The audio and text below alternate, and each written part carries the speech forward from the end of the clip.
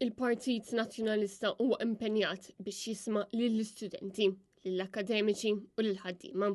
Kien dan il-messaġġ li wassal il-kap tal-Partit Nazzjonalista Bernard Grech meta l-ġimgħa minn żjara fl-Università ta' Malta fejn iltaqa' kemm mal-istudenti tal-Università kif ukoll mal-Kunsill Studenti Universitarji mal-ħaddiema tal-Librerija kif ukoll mar-Rettur tal-Università. Bil-kap tal-Partit Nazzjonalista Bernard Grech jinsisti dwar l-importanza li jsir l-investiment neċessarju fl-Università u fl-edukazzjoni.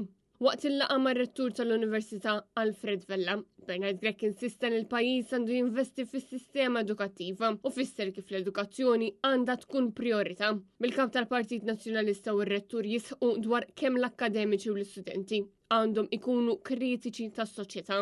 Kanna wkoll laqa importanti mal-Rettur tal-Università fejn tkellimna u diskutejna ċertu issues li jkunu għaddejjin imma wkoll fejn stabbilixxejna mod ċar min-naħa tagħna anke lir-rettur li għalina l-edukazzjoni u l-Università huma priorità importanti ħafna. Il-kap tal-Partit Nazzjonalista li kien akkumpanjat mix-Shadow Ministers Justin Schembri, Charles Azzopardi u Bernice Bonello. Iddawwar mal-librerija tal-Università minn Josien Camilleri Vella, fejn daħal anka fis-sala Oliver Friġġieri, il-post fejn isir xogħol marbut mal-lingwa Maltija. Bernard Grech sar anka l-arkivi fejn jinżammu manuskritti antiki ta' preġju. Hawnhekk Matthew Kuxkiri spjega kif l-arkivi hemm poeżiji ta' Rużar Briffa u memorabilia ta' Agata Barbara. U anka kitbiet oħrajn li jmorru lura sa minn qabel l-Ordni ta' San Ġwan.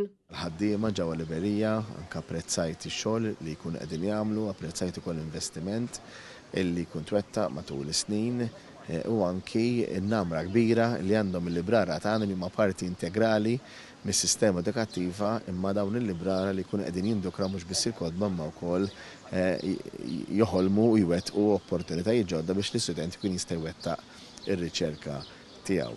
Intant waqt il-laqa fl-imkien mal-KSU li għalija kien hemm preżenti wkoll membri tal-MZPN. Il-kap tal-Partit Nazzjonalista semma kif il-pis tal-għoli tal-ħajja jaffettwa ferm lill-istudenti. Kif dawn sfortunatament ikollhom jieqfu jistudjaw biex ilaħqu mal-ispejjeż tagħhom. Ir-rappreżentanti tal-KSU qalu li ħafna studenti qed iħossu pressjoni kbira waqt l-istudji tagħhom. Filwaqt li esprimew ukoll ix-xewqa tagħhom li jsir iżjed investiment fl-università. Hekk kif il-medical school għadha ma tiżistix. U sala serta miżammit għandha bżonn urġenti ta' rinnovar u manutenzjoni.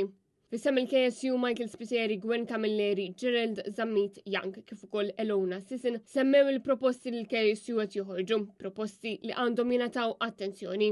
Mal-KSU tkellimna anke ta' kif nistgħu nkomplu nikkollaboraw flimkien u rewna min-naħa tagħhom illi huma mhux biss rappreżentanti tal-istudenti pero lesti illi anka jkomplu jgħinu l-istudent anka mill-aspett ta' policy.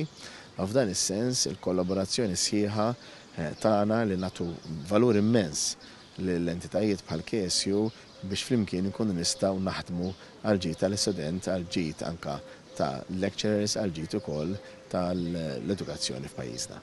Marija Borġ, Annet News.